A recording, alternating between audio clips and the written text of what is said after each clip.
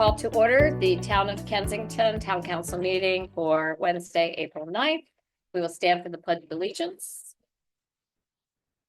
I pledge allegiance to the flag of the United States of America and to the republic which stands, one nation, under God, indivisible, with liberty and justice for all.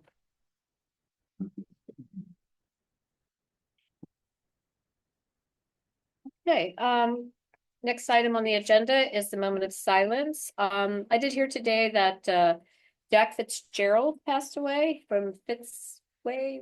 I think that's what Fitz Auto Mall. Fitz Auto Mall, but he said the Fitzway. Yeah. And the reason I'm mentioning it is Mr. Fitzgerald was a longtime supporter of our Labor Day parade and sponsored it for many, many years. I think he was our top sponsor for a long time. Almost every year I've been here. Yeah, so anyway, so I did want to mention that that he passed away today.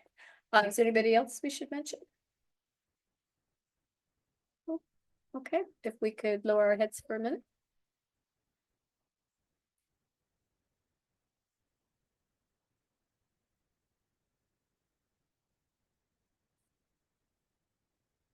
Okay, thank you very much. Next item on the agenda is the approval of the minutes. And I believe you and Nate made changes. Nate, what were yours? I didn't. Yeah, I started one last Sure. sentence about that statement about needing for future capital improvements. Okay. Designated funding for the stormwater. Okay, all right, good. All right, I don't know of any other edits that were made online. I think those have already been put into these Yeah. minutes that you have before you, so those changes have been made. So if there aren't any other comments, if we could get a motion to approve minutes. What was the date of the? March 12th. March 12th. I'll move to approve the March 12th town council meeting minutes. Okay, is there a second? Second. All those in favor? Aye. Okay, thank you very much. Okay, we're gonna move on down. Let's go ahead and do number one. This is an acknowledgement that the Housing Opportunities Commission, we have confirmed that they will be moving from the Dietrich Avenue location at the end of the year. And we are going to be forming a committee to kind of shadow the county on what exactly is planned for that building. Right now, or at least when they talked about moving out a couple of years ago, it was going to go back to MCPS for pre-K. I don't know whether that's still the plan, so we want to make sure that we are aware. I think the biggest concern is that it sits empty for too long. So I think that's a big concern. I think Nate, you and Connor volunteered to be on the. Yeah. Okay, so we'll probably, I told Kate after the budget's done for the Right. county council, once they've adopted the budget, we'll set up a meeting with hopefully somebody from MCPS and from maybe Mark's office to see what the plan is. Would it be good to also have whoever controls the community public space? We could do that too. Because right now it is a space that you're supposed to be able to use the gymnasium Mhm. and to be able to continue to make that a publicly available space during this interim time. Community use public facility. Yes. Yeah, I think it's recreation. Yeah, it's Yeah. listed, yeah, yeah. So, Okay, well, as I said, my main concern is that the building will be sitting empty. HOC has been responsible for cutting the grass, maintenance of the building, maintenance of the playground and the Yeah. skate park behind the building. So I think to start off is to make sure that it's going to be kept up. Yeah. And then figure out what they plan to do with the building. Okay. Yeah, I mean, depending on how definitive their plans are, I guess we'll tell when we meet them. Right, But it may warrant some follow-up with the public to engage the Yes. community to see what ideas. well, they have. especially if they're not gonna use it for pre-K. Right, So, I think we will engage the community once we have an idea. Sometimes they don't think that we have any reason to be at the table, but we But we do. The county has not yet acknowledged that we own a piece of the gym property where the gym sits, that we actually own a piece of that. And so we have every right to be at the table. Yeah. So we need to get them to acknowledge that. May require our town attorney, who is on the call here, to write them a letter officially and making sure that they acknowledge that. Is that possible, Sue Ellen? Yes. I saw you shaking your head, so, okay. Any questions from the council? Further questions? Anyone from the audience have a question regarding HOC or online? Okay, I'm not seeing any hands, so we'll go ahead and move to the next item. Along here.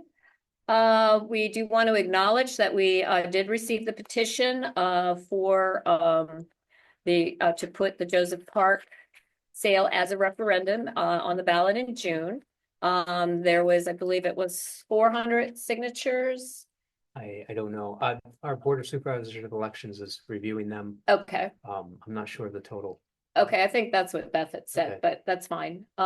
So they're reviewing it, and then we will, as long as there's 362, eligible, signatures, then we're good to go for the referendum. Okay. So hopefully we'll have that done. Would it be next week? I know Spencer's gonna work on it tomorrow. but Tomorrow? Didn't get far today. okay. All right, good. All right, thank you. And Martha, you said Martha Deal's gonna, She can only do it in the evening, so he's gonna see how far he can get tomorrow. okay. All right, and when you need me to, I can swear her in. Okay. So just let me know. Okay. All right, very good. All right, is there any questions regarding number B? Let's see. Just to clarify for the Sure, participants, it would go then onto the, on to the next Ballot ballot. for Yes. June, this June Mhm. election. So but we what if- will have But what if there is not a contested election? we have something to do. Then there would be still a vote. Well, we also would possibly have somebody on there that has never been elected and will need to be elected. No, I'm saying no, but in the case that it isn't, because it will be on there, it's inevitable that we would have a vote of some a vote of some kind. Yeah. Yeah. Okay. So you'd either be voting for Darren and Connor in a referendum, or you'd be voting for Darren, Connor and someone else, or you'd be voting for Yeah. one of the current and someone else. So we will have an election. Okay, because previous times we didn't vote. We didn't vote. If Well, it was because- uncontested yes. election, yeah. Like I was uncontested, but I had to, my name was on the The ballot. only reason I'm saying it is that we might need, I don't know if it's in our new election, we revised our election ordinance, right? Or our charter. Right. So I don't know if this, Well, Issue Sue Ellen has- is on the call. come up. She can, okay, yeah, I'm just flagging it just in case it becomes an issue. I don't for- think it's an issue, Sue Ellen. If we had Darren and Connor were running uncontested to still have an election because we have a referendum. Not at all. Okay, thank you. All right, good. All right, we have visitors. So I want to welcome Girl Scout Troop 34175. And you're here to talk about a little free seed library. Does somebody want to get up and talk about it? We can adjust the mic Yeah. so it's Yeah. not so high. So, want to help with that? Someone? Willa is capable. So Willa, you pull it down. It's not gonna amplify, it just helps record. No, no, Okay, pull tilt the the whole mic down microphone. towards you. Yep. Yeah, there you go. Just push it down. Yeah, she's good. Okay, so we are proposing a little free seed library, which we would build in one of the parks. If we have permission for that. And, so we're doing it for our bronze award, which is the highest, award that a junior can earn in Girl Scouts. And our fifth grade juniors have decided that that's what we're going to do for our project. So we hope that we could get permission for us to do the free little seed library. And we think it could benefit to the environment and to people who would like to use it. It could benefit to the environment by having the seeds. They could help with the have trees grow, and we could have flowers, and it would just make everything more lively. And then it could benefit to people, for people who need books and don't have enough money and need something that could help them. So we hope that we could get permission for the free Little Seed Library. So I have a question. I know what a little library is, but what is a little seed library? So it's like a little place that we made with materials to put seeds in it. Okay, So anyone can go up and grab any seeds and plant them, either like in their backyard, or if they have a place they would like to plant it that's special to them. So just those seeds can be used to like for anyone who wants to use them. so that, are they like in a packet? Yes, they'll be like in a little packet, and there'll be a few seeds in it, and anyone can go up and grab them. Okay, is it flowers, including vegetables too, or just flowers? Like like vegetable seeds, fruit seeds, wildflowers, and How does that work? Obviously you plant seeds mostly when, in the spring? Yeah. Okay, so how does this, what do you do with the seed library, let's say in the winter time? so we have also planned to put like books in the little free library too. So it's going to be split, so it can in the spring or summer you can go and plant flowers, and then when it gets cold in the winter they could either save the seeds or they could get books to read during the winter. Okay, So, great.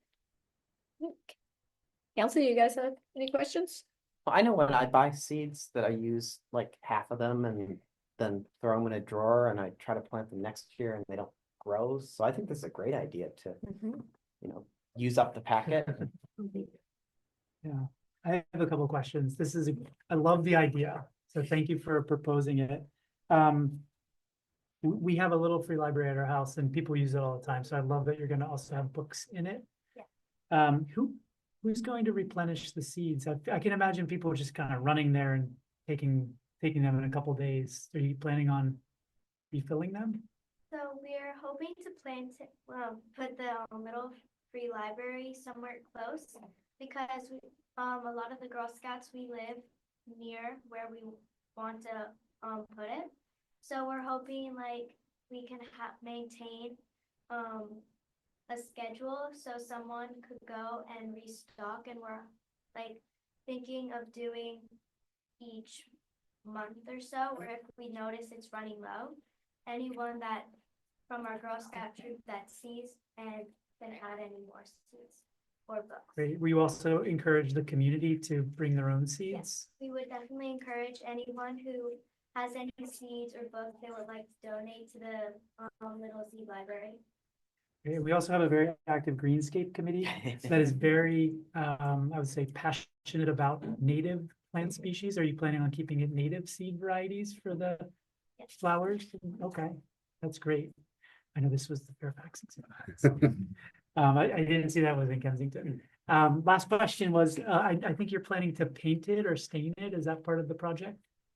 So might give it some color by painting it, so it's just not kind of plain, so it kind of like sticks up, pops out, because we feel that if it's something kind of like a plain color, people might not get attracted by it, so we want to just add a little bit pop of color. Okay, I'll say it for our town manager, because he probably would say it. Maybe just plan to work with the town staff on what color you ultimately pick so that it fits well in the location. But I think it's a great idea. Thank you for proposing it.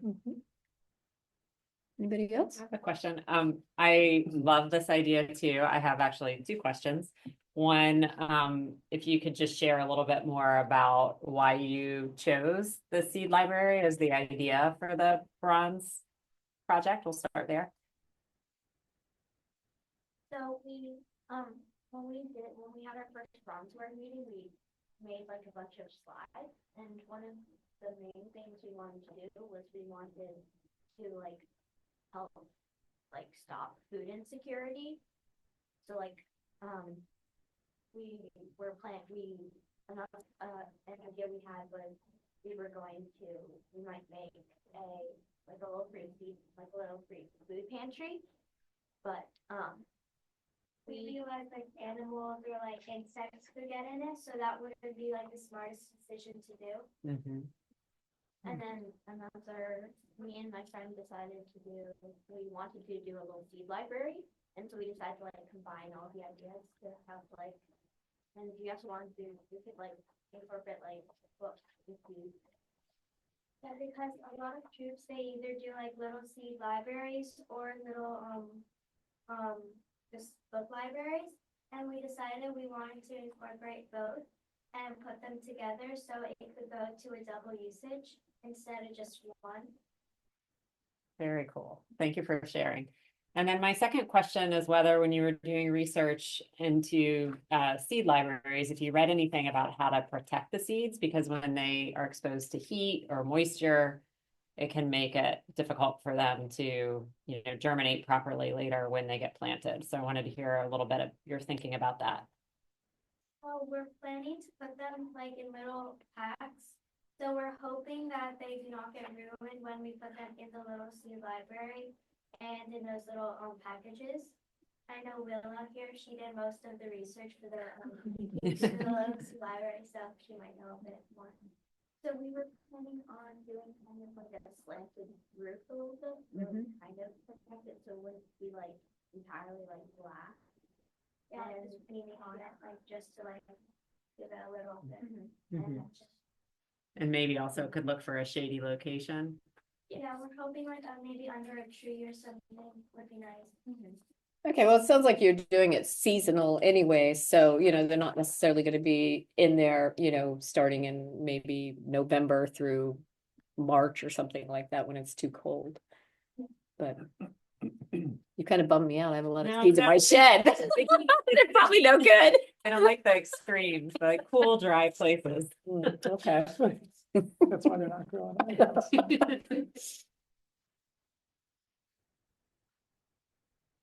Also, and they have like, we went there and like we saw their little seed library and theirs was in like a little container, like a little box that they like stored like inside there.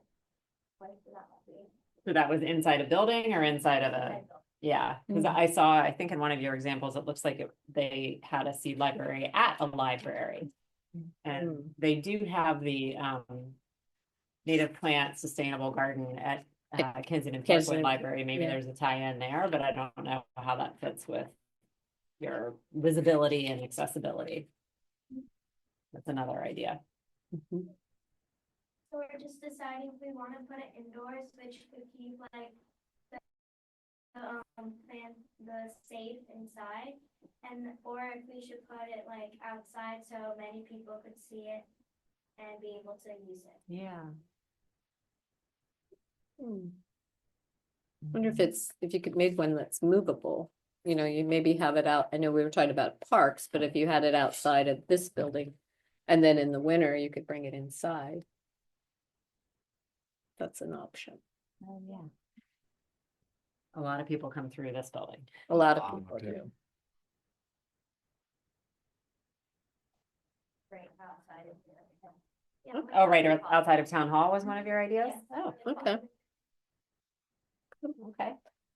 Well- Or like at a park or something, so many people go to the park, so just like one of the parks would be fine also, but we just hope we could do that out of town. Okay. I think that would be good. All right, well, I think we have to ask keep saying I work at a church congregation, sorry. We have to ask the audience and the people online whether they have any questions. And so does anyone in the audience have a question or anyone online? Okay, I'm not seeing any hands. Council, are we in line that it's a good idea? We just have maybe staff work with the troop to find the right location? I would support that. Yes. Yep, Yes, agreed. 100%. Okay. All right, you can work with Matt and Alex. And they will work out a location. I kind of like it here though, so we have the flexibility, but we'll let staff figure that out. Okay, great, thank you very much. Thank you. But you have to stay for the rest of the meeting. No, you don't. Because we're gonna talk about number 3. Oh, yeah, that's. Yeah. Might wanna. Yeah, you can leave. Okay. Well, thank you so Thank much for you. coming. Thank you. We really appreciate your work. Take care. Okay, so we're gonna move to number 3. This is really more of an update. We've had some conversation. This is regarding a proposed cannabis dispensary. We've had a lot of conversations with Montgomery County as well as the residents, particularly the ones on Farragut. And I want to make it perfectly clear, the town does not control this. We do not have zoning authority. So, but we are concerned about the location, particularly since one of the sensitive areas, there is a church that has been recognized in the office building with the giraffe mural. So it is less than 500 feet away from the proposed cannabis dispensary. That's a sensitive area that the state has identified. But we have worked with Councilmember Stewart's office, and basically it will be up to is it Park and Planning? Department of Permitting Services. Right. They need to define what a church is. Yeah. They need to determine what a church is. Well, place of worship, Yeah, place of Yeah. worship. that's how it's written in the state law. What has been relayed to us is they're gonna evaluate it based on structure. They need to define that. They're working with the county attorneys, and then they will provide feedback through the county executive's office to us. Right, and we have gotten a contact in the county executive's office for one of the residents on Farragut to get in touch with, so we are not sitting here quite in the middle. Since we don't have the authority, but we agree that there's a sensitive area, but it's not necessarily up to us for the what the intent was when they wrote the law. So that's where we are with that right now. Go ahead. Matt, Tracy, has anybody had any more conversations with DPS as to what happens to the application? Since this place of worship has been identified within the radius, and DPS acknowledges they have to build a process to figure out how to deal with it. What happens to the application? So what they're looking for is a use and occupancy permit, so Yep. that the UNO is what they needed. So right now it's kind of on hold determining whether, once they define place of worship, then they'll be able to determine whether they can approve the UNO or not. Now, we do not issue UNOs. That's why we're not involved. We defer to the county. What the county will do in every situation is they'll have the applicant contact the town, and the town will provide a letter of release saying we do not issue UNOs, goes back to county DPS, and the county DPS acts. Mayor Perman has spoken to Council President Stewart's office quite a bit on this. It's really defining DPS working with the county attorneys to define a place of worship and whether UNO will be issued. And I believe on the last call we were on that there were some HVAC systems that needed to be upgraded in that space, which are very expensive upgrades. And I don't think the applicant is going to want to put more money into the space until they know that they have the license and the use of occupancy. So, I don't know how fast they can make the county move, but I don't think any more additional work is going to be done in the building until they know whether they can or can't get a license. And what should residents do if they want to engage on this topic? Because it's not us. Well, they could certainly, I'm happy to provide the contact that we gave to one resident who has been, who actually discovered the church. I don't necessarily feel bad for the applicant, but I think when they were looking for a traditional, church building like St. Paul's across the street, and didn't bother to look into an office building and read the directory, only to find out there's actually 2 churches in that building. 2, yeah. So I think that's what they need to determine. And state laws cannot anticipate everything. That's why lawyers and judges and then try to figure out what the intent was and then make decisions. Sure. You're gonna have to go to the front though, sorry. Just give your name and your street that you live on. Don't need the number, just the street. Well, I will tell you my number because it's 3709 and my backyard, Oh, you're on Farragut? it borders this building. Okay, So I have some very intense interest in this. sure. Yes, so first of all, I want to say, I understand you're in the middle and I'm not trying to make you in the middle. I do want to say that I was very surprised. I don't like surprises. And when I learned about it, it was like, in process. Well, I think we learn the same way. They are on, somebody renting a building, well, they're under no obligation to tell us they rented to Mr. Oh, Smith. yeah. So we don't usually find out until they apply for some sort of building permit or a sign. Usually it's a sign permit. Then we find out. Okay. So we didn't find out Yeah. any earlier than anybody else, on MoCo 350, I think is how we all Yeah. found out about That's it. where I found. Yeah. I want to say my name. My name is Leslie Westbrook. My Mhm. husband Yeah, I've is had an Roger email. Fritz, Yeah. And we're both Unitarian ministers. Mhm. So we have some pretty strong feelings about this. Sure. From that perspective. Because it is, even though it's not a state illegal drug, it is a federal illegal drug on top of everything else. We're really in the middle of a variety of things here. I really hope that you'll do whatever you can. My block, we're all so upset about this.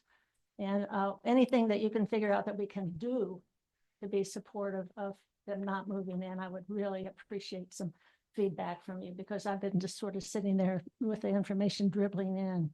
Right. I'm glad to hear that it's still in process, that it's not a done deal. No, As far as I can tell. it is not a done deal. We do have our town attorney, of course, on the line, but it really is up to the county. We have provided the information. We accept it as a sensitive, area, Mhm. but it's not really our decision. I understand that. So, I do want to say that, in as much as we've lived in this house for Mhm. more than 30 years, we've seen a lot of stuff happening. Oh, in that sure. neighborhood. And we remember when what is now the Montessori School was going to become a funeral home right. right next to that park. Hmm. And luckily, we had an attorney who lived in our neck of the woods. Yeah, Cliff who- Sharman, Who worked on that Right. process, because he had his own personal interest in it also. right, So I come out of that experience feeling like it's not a done deal. right. That there is some possibility that we could gather together and block this. I think it'll affect, when I think about the other renters and businesses on that street, Mhm. I wonder, how is the dentist going to feel about this? How is the chiropractor going to feel? These are other people who provide health services. Right. This is Well, a problem from. a Yeah, I mean, variety these of are perspectives. popping up there. I mean, there's one in Chevy Chase, there's at least two in Bethesda, they're in Rockville, there's Gaithersburg, they're up in Wheaton, they are coming. Oh, I know they're coming. yeah. I just don't want them in my backyard. I understand Yeah. that, so, I'm not against it. Yeah. I don't want you to misunderstand Yeah. and think that I'm against the use of what I used to call pot. yeah, So, but I don't want it in my backyard. okay. So thank you very. You're much. welcome, you're welcome. Why I Darren, you just- remember the funeral I remember home, but that. Darren was fighting against that too. I back in the day. have to say, I have a little sympathy for what the state and the county are undertaking with respect to this problem, Mhm. because I would hate to be responsible for defining what a church is. Place of worship. Place of worship. Place of worship, Yeah, even Yeah. better, because that's the last thing I want government doing. right, And yet this is what they have to do. And so it's kind of an interesting place they're in, and I'm glad we're not in it. And, as noted, there are two places of worship within this building. We have several other examples of places of worship in other commercial spaces within the town. This is not a foreign concept. Right. My last comment, Leslie, and anybody else on your block, because it is not up to us and it is at the county level, on the state's cannabis information website, from the Maryland Cannabis Association. It also talks that local jurisdictions, municipalities could choose to enact a 100-foot radius from individual personal properties, like residential properties, areas zoned for residential. That is not currently in, like Montgomery County has not chosen to take that up. We can't do that. That has to be done by Montgomery County. So reach out to Kate Stewart. That's our local District 4. You could talk to any of the at-large and just ask them, 100 feet is more or less one property, right? So it's not a huge distance, but it at least means that, it wouldn't abut a residential area on top of the 500-foot radius from primary schools, secondary schools, parks, libraries, places of worship. I think there's one or two others. So you may engage at the county council level as well. Oh, Sue Ellen, go ahead.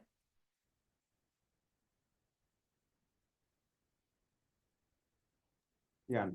Just wanted to note that there are alcohol beverage control laws that have the same kind of restrictions for being within so many feet of a school or a place of worship. So they should be able to figure this one out.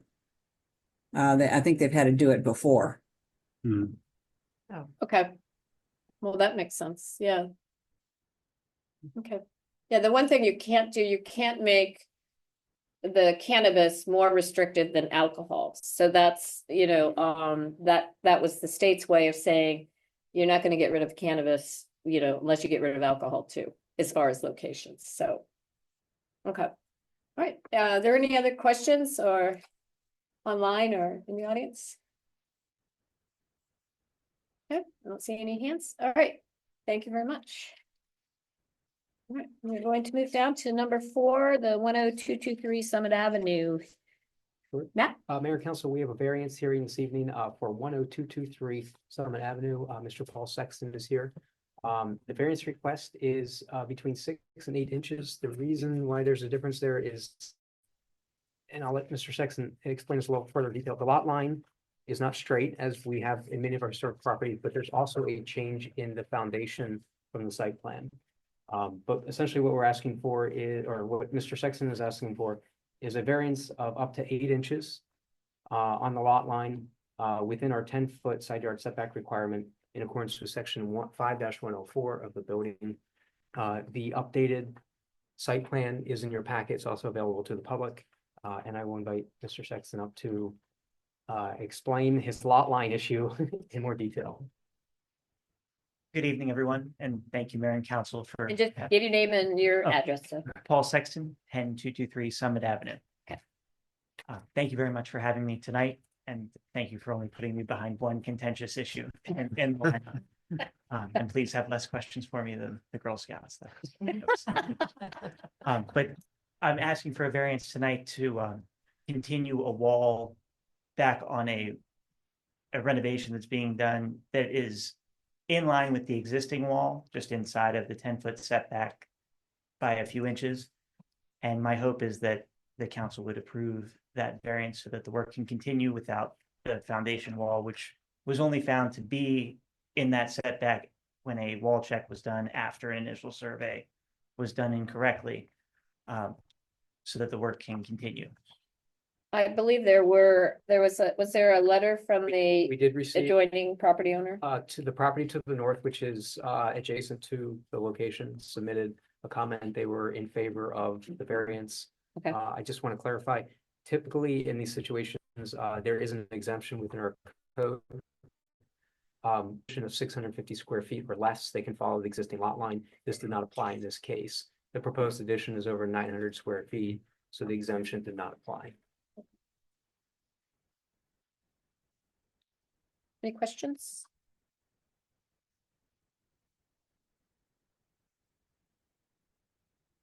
So the drawing that we have Mhm. is the original, what you thought was your original lot line was the black line, and then it was changed to be the blue one?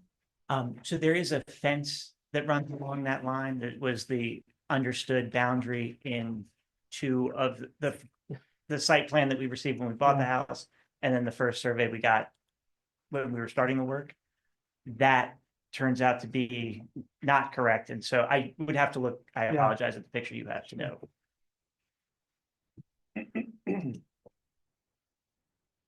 So that's existed, kind of, the site plan has existed on record for quite some time, basically, or I apologize. Can you clarify for me? the black dashed fence, it looks Yes, like. that was that what you has presumed to existed. be your, That has Outline. existed for a very long time. Yes, and the existing wall of the house that was there before the project started is also inside of the 10-foot setback. So that was in there when the house was built in the 50s, which I believe was before the 10-foot setback was put in place there. So it's not that we're just kind of continuing a wall as is. and you already have some, like a shed that's. Yeah, on the line. that will move at some point because that shed is in the neighbor's space, but I think that shed has also been there for Yeah. decades and decades at this point. Okay.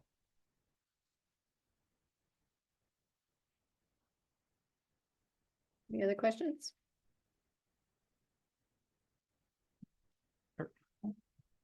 Thank you. So you did get fewer questions than. I appreciate it. And I'm gonna credit the thorough Yeah, staff report. information by the staff in the packet. Yes, it was very good. But if it doesn't pass, they can have the roofing material installation safety thing. Okay, no talking from the audience. You have to go up to them. Report the loss of square footage to SDAT. Okay, Good. Right? it's a good year to do that. Yeah, okay. Does anybody in the audience or online have a question about the variance? Can I ask a general question? Sure. To Matt? So in this situation, to avoid it in the future, do you recommend to residents that they confirm the site plan Yeah, so, before they do this? so we take it as is. I mean, Yeah. we, and it just happened that Paul ran into an issue that we don't always run into. This is a historic district, the lot lines are not straight. This happens quite a bit in the historic area. It's a very minor variance and, we would, as you read in the packet, the staff is recommending it based on peculiar circumstances of the lot line. Unfortunately, as Paul and I discussed this from the beginning, we told him he did need a variance when he brought us the new updated site plan. And again, it's very minor, considering what he's doing in the project, so.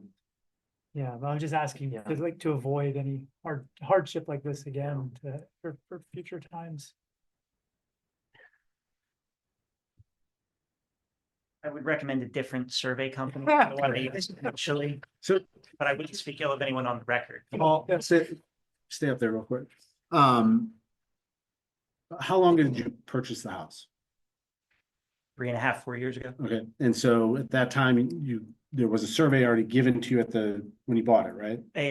Not a complete survey, but a boundary state, Boundary. yes. Okay, and that's what you use for, No, then we got another survey done that is the one in error. And so we had to get, and that was only found out when we did I don't know how we You prevent it. can't prevent that, yeah. I mean, you did everything possible to build in the buildable area of your lot. correct. And the only reason this was found out is because after the foundation was poured, a wall check is done, and that Mhm. surveyor, who was different than the initial surveyor, found the error. Clearly better. I mean, there are areas in town, we have no idea where a right of way is. Well, this happened on Summit Avenue, Yeah. remember? Yeah. We were trying to understand the It happens sidewalk. with the towns. Yeah. Just with our own right of way. Yeah. Every few years, we get an issue, so. And not that this matters at all, but a tree that the county said belonged to me, as it turns out, belongs to the county and to somebody else. So I don't know that there's clarity on several levels for what is where in a particular lot. Then let me ask you one other question. If we were not to grant this variance, what would that mean for your project? I would live in my parents' basement several months longer with a 6-week-old baby, my wife, and a 2-year-old. At what cost? I don't know that cost is calculable, but the cost of the construction to move the wall would probably be again between $10,000 and $15,000 to knock it down, clear it out, and re-pour to be a few inches further in. Thanks, Paul. Thank you. Thank you. Okay. All right. There were no questions in the audience. Oh, sure, Leslie, go ahead. Name and street. Leslie Olson, Whately Street. So, what year was the variance changed from 8 feet to 10 feet? You mean the Gosh, Is that back? The Side setbacks. yard. Setback, sorry. It's been a while. It was before Susan and I, so, Oh, so that's been a long time. yeah, Yeah, 20+ years. yeah. at least. Would that be a factor in when? Not in this situation. not in So this we one? do have that exemption that I mentioned. The problem is, his addition is greater than 650 square feet. So it can't follow the existing lot line. So if his addition was smaller than that, then the exemption would apply and he wouldn't be here this evening. Yeah, like if he's putting on a small porch, but he's actually adding probably what, a room? Yeah. Yeah, Yeah, so, Plus a little bit. for your baby. But going back down along the same side as his existing you house? could actually go down to 7 feet if the addition was 650 square feet or less. And that's at the council, when they did this at the time, they did that intentionally because we have lot line issues, especially in the historic district. And as I mentioned, in the town, we have our own problems Right, with the same situations. So No, I was just thinking that a neighbor had a similar problem, but their house was built with a 8-foot setback. Mhm. And then when they went to extend, it's now 10 feet. So they had to get a variance to be able to continue. Yeah.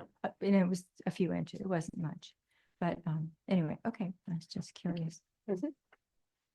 okay. Are there any other questions? Okay, do you want to make a motion? Well, so we vote on it There, next that's- month, right? Yeah. Well, I thought we were doing We a, give a thumbs up and then they can do the work and then we vote next month. yeah, that so right? we need. Oh, I'm direction- sorry, it We was a need hearing. direction to draft a resolution either in support or denying Okay, the all right. variance. We would, if this turns out to be supportive, we would draft a resolution in support of based on the peculiarity of the lot line. okay. Are we I'm in in favor. agreement for that? Yeah, I'm in favor. I'm in favor. Do we? No, I mean, that's fine. Okay. Okay, good. All right, great. But you have to stay. Yeah. Yeah. In the basement. Yeah, let's see. I want to go ahead and do the ordinances before we go through because I know we have one person for number 2. So and Scott has 2 kids with one on the way. So I'm sure your wife would like you to get home for bedtime, but hasn't hit already. So let's go ahead and do the public hearing for number 2. Matt? Thank you. Mayor and Council, before you this evening is a public hearing on ordinance number O-03-2025. An ordinance of the mayor and town council of Kensington to amend chapter 5, housing and building regulations by enacting article 7, transient lodging facilities to incorporate chapter 54 of the Montgomery County Code entitled Transient Lodging Facilities, which contains various provisions to protect, regulate, and license hotels, bed and breakfast, and short-term residential rentals, and to make conforming changes. This variance is before the council this evening due to a policy change by Montgomery County Department of Housing and Community Affairs. About 6 months ago, Montgomery County previously to that was enforcing these regulations within the corporate limits of the town. They went back and determined and realized that the town never adopted and incorporated chapter 54. They stopped enforcing in what caused the problem with Airbnbs in the town. We've had an issue with one specific Airbnb and we have not been able to enforce any regulation on it the last 6+ months. This ordinance would adopt chapter 54 and defer to Montgomery County to go back and continue to enforce regulations on these properties.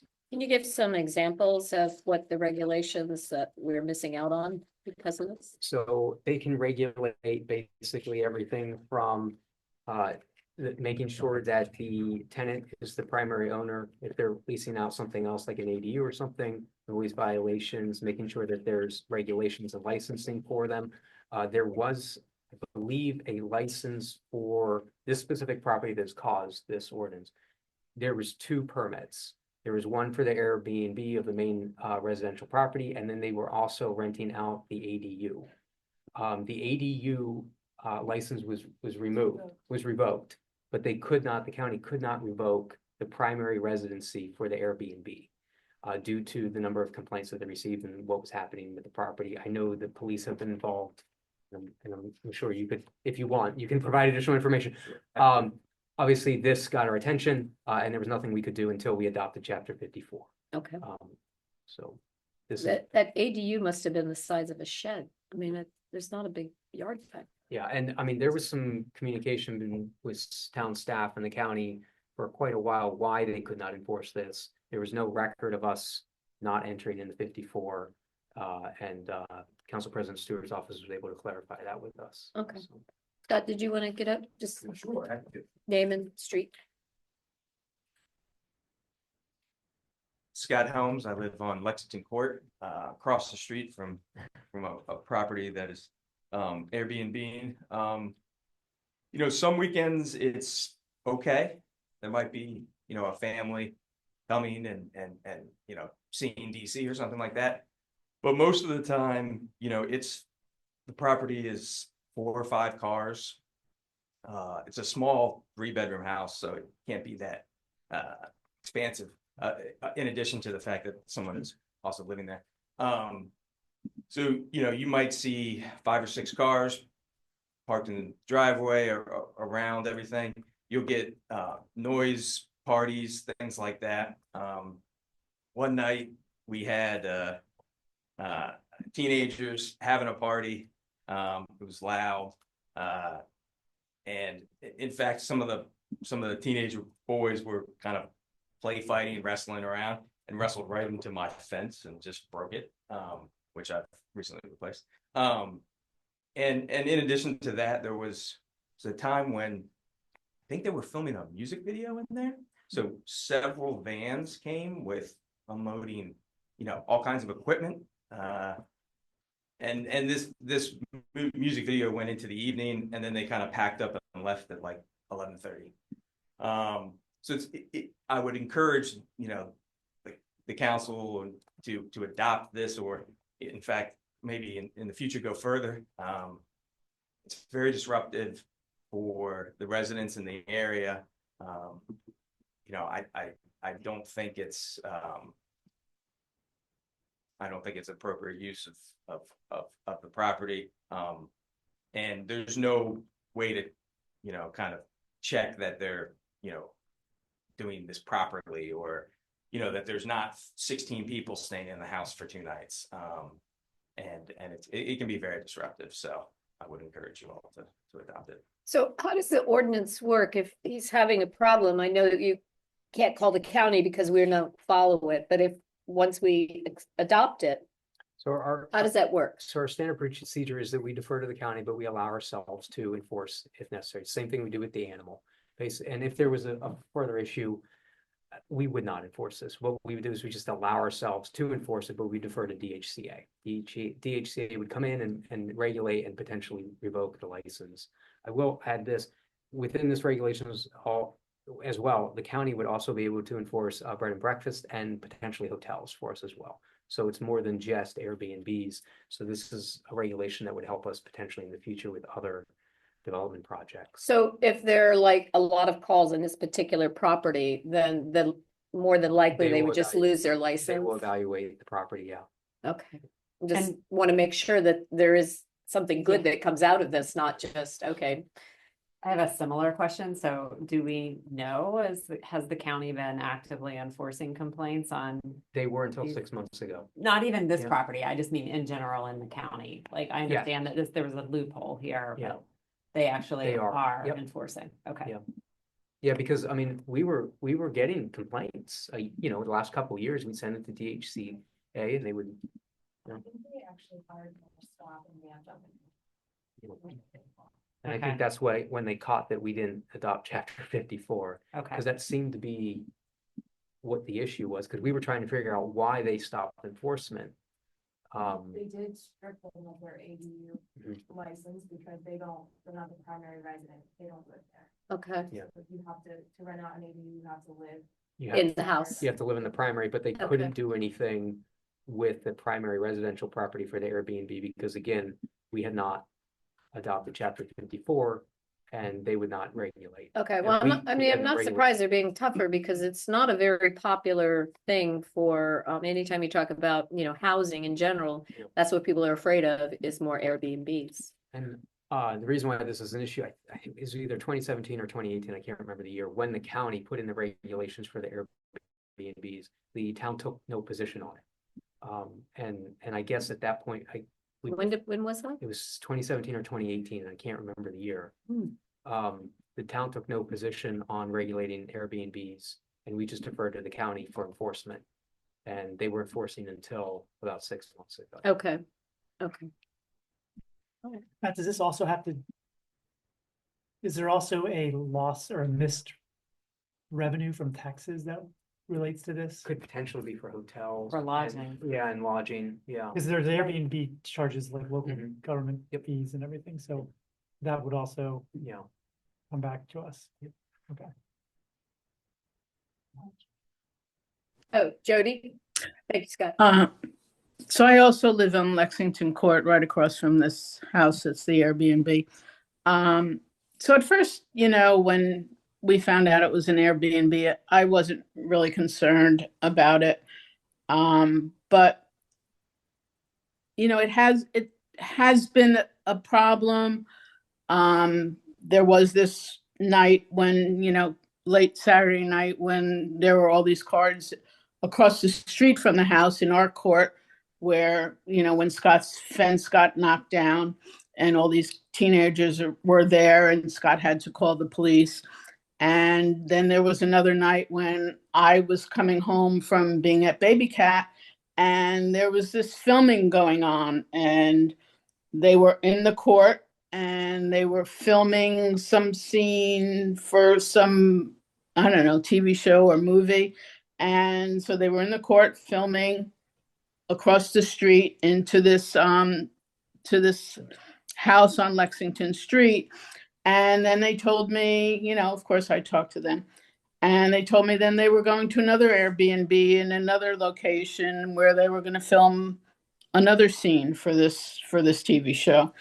So, and then there were a lot of cars a lot of times. And so it is, there is some disruption to the neighborhood. And I think the people that own the house, they live in Indiana, I think. They used to live in the house, and I don't think they're aware at all of what's going on. I think they've turned this over to a management company, and I don't think they're aware at all of what's going on with the house and who's renting, who they're renting it to or anything like that. And I think that's a real problem.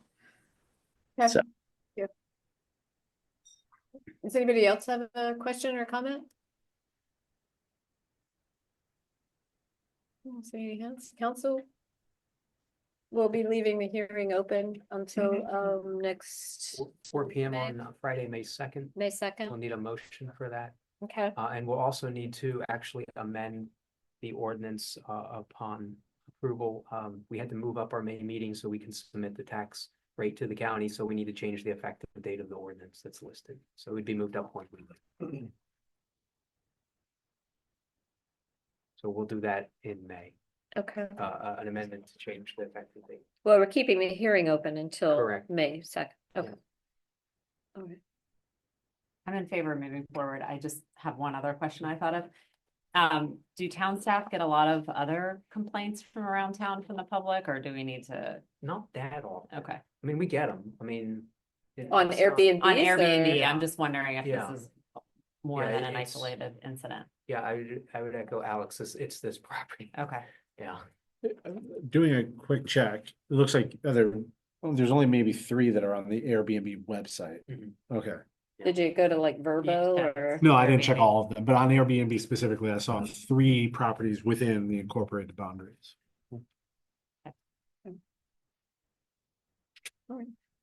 So, want to make a motion for the hearing? Sure, I'll move.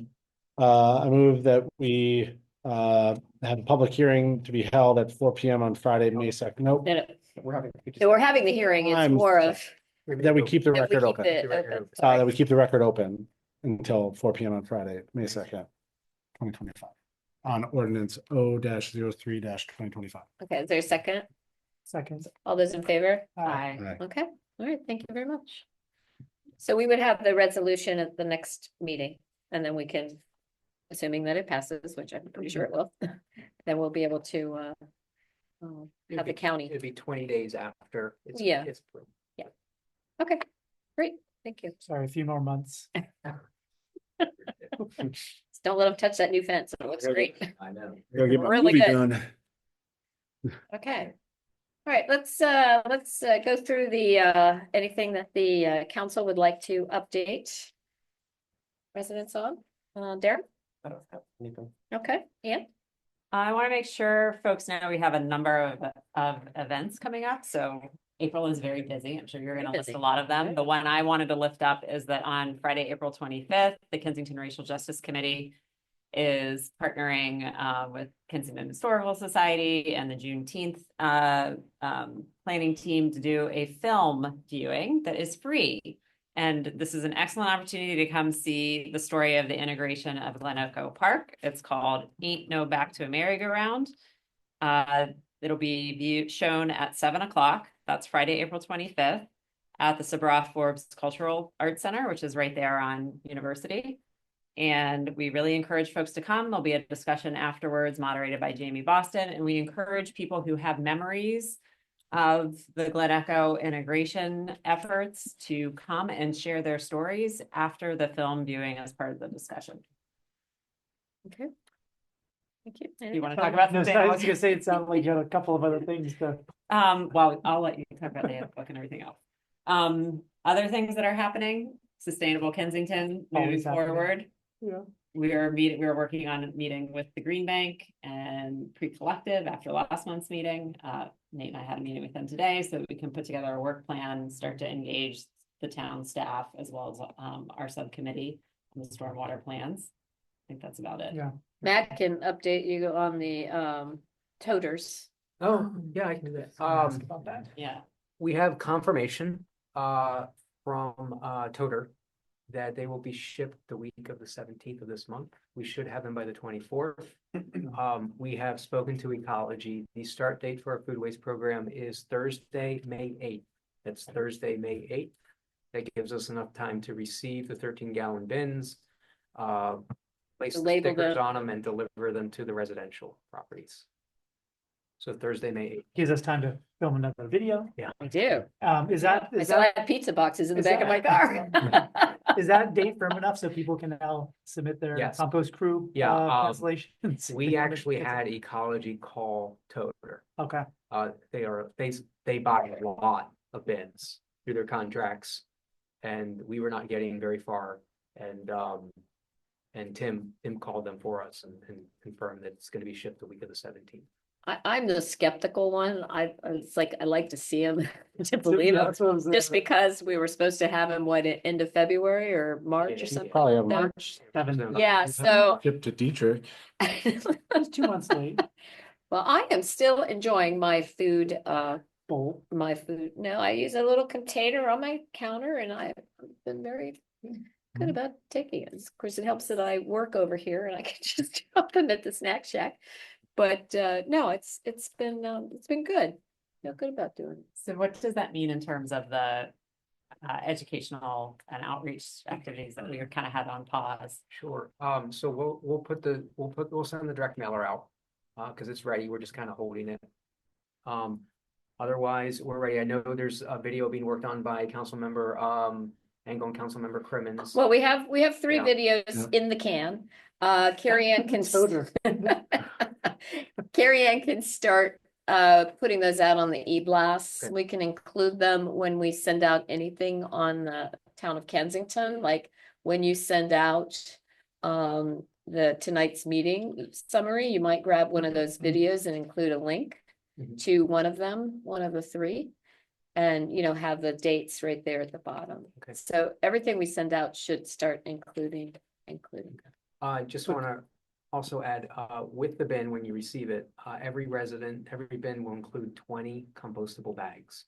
Yeah, the bags are here. Yeah, we've gone ahead, we've purchased these bags. We will give every resident 20 bags. We will not supply them after that. This is kind of to help everyone get along. The bags that we acquired, you can buy on Amazon or any local grocery store, or they can buy something that they're comfortable with, using.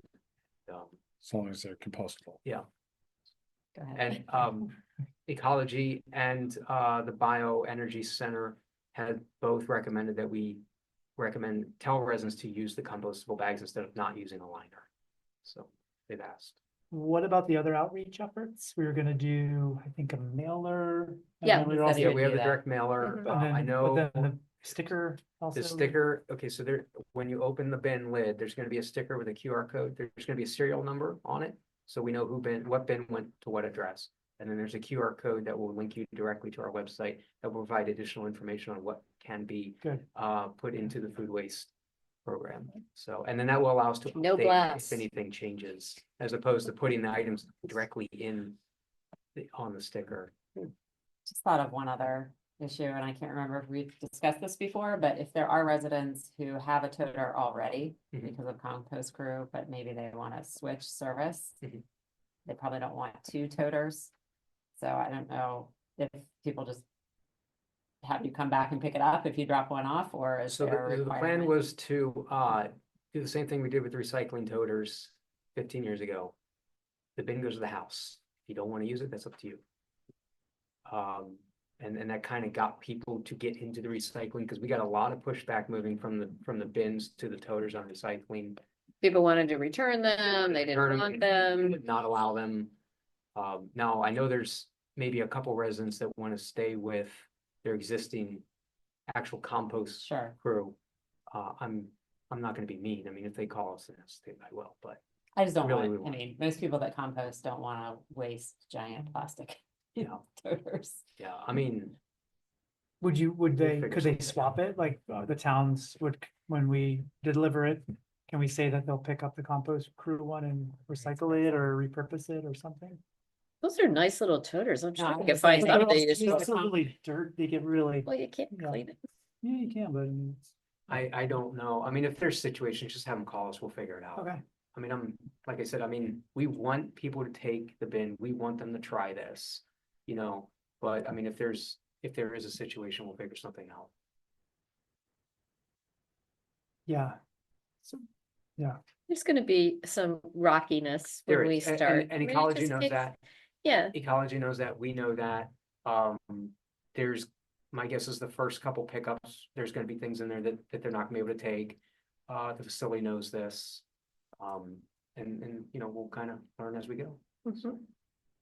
Do we have current ADUs within the town that are occupied by two different households? Not that I'm aware of. Now, there's a lot of households in the town that have more than one toter. They have 2 or 3 recycling toters. Yeah, easy. Have you just? I mean, you see how- What happens when you get 4 kids? You get 2 of each. Yeah, I mean, if we get a house that needs more than a 13-gallon bin, Well, I guess my yeah. thought was if you have a property that has a legal ADU and you have 2 different households and they aren't choosing to yeah, how would you issue a toter to an ADU that's under the same address of the first house? we would just issue in the spreadsheet, So, going to the same address. Yeah. And we have 2.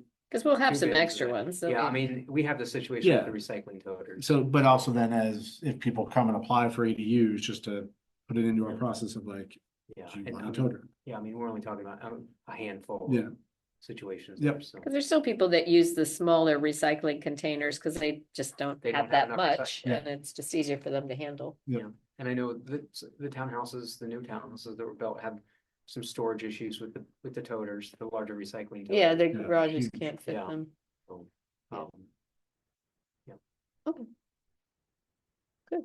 Anything else, Dave? I think there was one. Oh, No, sorry. I'm done. You done? Yeah. I don't have anything. else. Okay, Yeah, sorry. thank you. Connor? Ann and I last night attended the Montgomery County Public Schools Boundary Study Public Information Meeting. It really was just to baseline what the process will look like. So if you have been paying attention, there was no new information. But it helped to set out some of the timelines of what is happening. So for those who aren't aware, boundary study just determines what addresses feed into what schools. They made clear again, elementary school boundaries are not to be touched during this.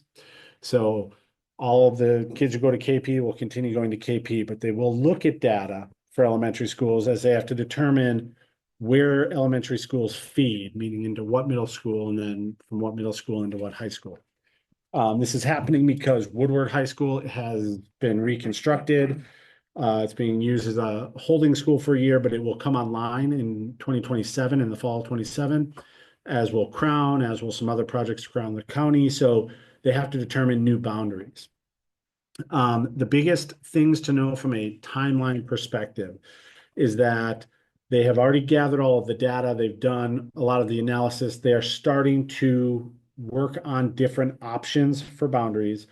And in May of 2025, they are expecting to release the initial boundaries for Woodward and what impacts WJ. That would then go into a public review session where they would hold 4 meetings, 2 or 3 in person, 1 online, solicit additional feedback. They would issue another survey. They try to, get additional community input, which they would then go back and synthesize and refine the boundary options. And they would then come out with a second set in September of 2025. They would do that process again. That's round 3. They would solicit input, feedback, do a survey, synthesize one more time. And in round 4, they would submit what they believe to be the final boundaries, which they would then plan to send to the superintendent. Their plan is to have this all done by March of 2026. So a little less than a year from now, they want the boundaries fully approved by the school board. And the rationale for that is that they need the time from March of 26 until August of 27 to do all their staffing planning, their bus routing, their vendor contracts, and their outreach to families to notify them of what their new boundaries will be. So are they trying to make sure that the boundaries that they choose, that parents aren't gonna get upset? I mean, they're just basically gonna come out and say, these are the boundaries? Yes, I mean, I think their intent here through multiple rounds is to put out the initial and then let the feedback flow.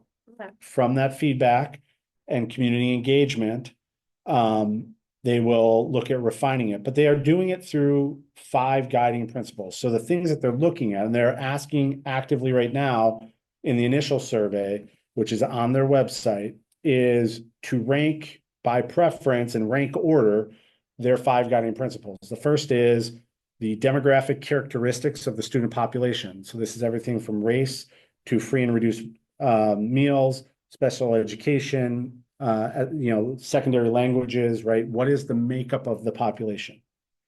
The second guiding principle is geography. So what is the walking zone of the school? What is the traffic and transportation patterns? So what does it take for the bus routing to get there? Do you have to cross major state highways or other traffic impediments? Are there known traffic congestion areas that would delay buses every morning or every afternoon, right? That would be a part of the geography. The third is the stability of school assignments over time. They realize how disruptive this is, and their goal is to, if you rank this, how important it is to you that once these options are set, that they result in a stable assignment for as long a period of time as possible. Their idea being that whatever assignment they have now, like my kids who are in KP, whatever schools they're assigned to is probably what they will end up graduating from, right, in the next 15 years. The next one is facility utilization. Their goal is to try and balance every school building to between 80 and 100% utilization. We have some schools well over 100%. Walter Johnson was built for 2,100 and it's at like 3,000, almost 3,100, right? That's considerably over. That's what they're trying to alleviate through opening Woodward. But, they acknowledge that one of their biggest problems is the school facilities they have that are underutilized and the school facilities they have that are overutilized aren't geographically always next to each other, where they can just quickly move a couple of streets around. These are sometimes very much in opposite ends of the district. So what it means is in order to balance, it has a ripple effect where just opening Woodward means that they are looking at reviewing the boundary for 7 different high schools. Just for opening Woodward, they're looking at BCC, Blair, Einstein, WJ, Kennedy, Northwood, Wheaton, Whitman, and obviously Woodward. The ripple effect downstream of that is that means they are also looking at the boundary area for 14 different middle schools. I won't name them all, but they're going to look at, okay, well, it's Argyle and Eastern. So, so that's the problem, is this, to balance this 80 to 100%, you move a couple of streets here, and then that ripples over here, and then this is what you get into. And I do think, we are aware, right? Kensington's in kind of the far eastern thumb of the boundary area of WJ right now, but we are in close proximity. I mean, our boundaries, our incorporated boundaries, come close to the Einstein boundary cluster. They come close to BCC. Silver Creek Middle School is Well, that was one our high building, school yeah, many, many years one ago. building away. And obviously from the Pitchfork to Kensington Parkwood is, just less than a mile. So, they are actively looking for community engagement. If you go on their website right now, there's a QR code that'll take you to a survey. The survey is to help, again, they want to gauge your rank order preference of their guiding principles. What is most important to you as far as that demographics, geography, stability, facility utilization. They have things like bus times. They have things like, does your kid going to the same school the whole time matter the most, right? So $1 million question. Is the boundary, would that take into account that the town would like to stay in the same school district This did together? not come up last night, but in other meetings that we've attended, what has been expressed, and this was directly from Dr. Taylor, the superintendent, is that, no such previous deals, understandings would be necessarily honored. If it works, it works, but it, geographically, because of the CSX lines or Connecticut Avenue or Metropolitan. So you could sit there and say this side's going to BCC, north side's going to Einstein, and the west side's going to Woodward. That is. You could see that? I think there is a possibility that, especially with CSX and Connecticut Avenue, and let's be honest, the congestion that Kensington can have, especially in the afternoon, that I've heard about it. I've just heard about it. You've sat in it. That they may say, things east of Connecticut should flow east and things west flow, that is certainly the analysis that they're doing when they talk about transportation patterns. So. Okay, well, I think it's gonna, I know a lot of things are happening and people are busy, but I think that's something that we need to get out to our residents so they understand that we may not have this opportunity to stay in the same school district, that could happen. Once again, we don't have a lot of control, and they're dealing with a lot more kids than they were when we actually got the north side into the WJ cluster when they had split it out, because there weren't that many kids. Yeah. I think the May opportunity, those meetings, May 12th, 13th, 14th, are when the maps have been revealed. That's an important time to do education and outreach to the community. We should probably plan to do special communication so people know that process is happening. I think it's really important because people are going to be like, wait, what? Yeah. What are you guys doing? This is a personal anecdote that I will layer on top. Last night they solicited quite a few written questions. They answered 6. They say that they will, affinitize and categorize and try and address topically all of the questions. And I acknowledge that there were more questions asked than could be answered. And I sympathize. I've moderated those meetings before, but they had time and they chose not to do it. I say that only to mean in some of these community engagement forums, I don't know how much back and forth engagement there will be with the public. Mm. And it may be that attending the more formalized process of going to the actual Board of Education meetings where you can register to testify and you can ask questions, there's many ways to engage in the process, and, people may need to think about things that require them to, go to these formal meetings. Well, I know the last time they were working on this and then they postponed it because it was COVID or what, but it was all about property tax and they don't want to hear that. It sounds like they're avoiding that because that was always a big thing. Oh, you can't move me into Einstein, property tax, or my property value, excuse me, my house value is gonna go down because you're moving me. So it sounds like they're not even entertaining. Well, it. it's a different company altogether, Okay. right? So that company, ZYX, a couple years ago was gathering up a bunch of data, Yeah, and it was contentious. And part of it was that they were gathering data and the thought was that they would make recommendations and they never did. COVID, stumbled into play. Some of that data may still be being used, but they've had to update all of that, right? For the last couple of years, there's been population shifts, especially with school-age children. I mean, one thing they did say that I think is very good to hear is that they are working very closely with Montgomery County Park and Planning on both the current pipeline of approved projects, but also the forecasted pipeline of housing projects and their calculations of school population, like that will be driven by future That development. whole Holy Cross neighborhood that's going up Right. there on. And, the county has different tables, they, different formats of housing, townhouse versus apartment versus single family, and how many bedrooms. They have a calculation for how many school children it should generate. And they've been wrong many times. That is the asterisk on that. Yeah, Is that sometimes those projections have been wildly off. well, they've been selling schools and they sold schools for a while only to find out they needed them back. So Anne brings up, so for the Woodward cluster, May 12th is an in-person meeting. May 13th is an in-person meeting. There will be more information as these get closer. May 14th will be virtual, as well as there will be an in-person May 14th. So that will be what will be considered round 2. Okay. So that is our next moment of engagement. We will do our best to message it because we don't want it to get lost with Crown Damascus is also happening. Theirs will come in June. They're kind of 1 month staggered behind us, but just so that people are showing up. My guess is that people most likely want to show up to the meetings that are pertaining to our boundary areas, not Crown. So that will be round 2 is May.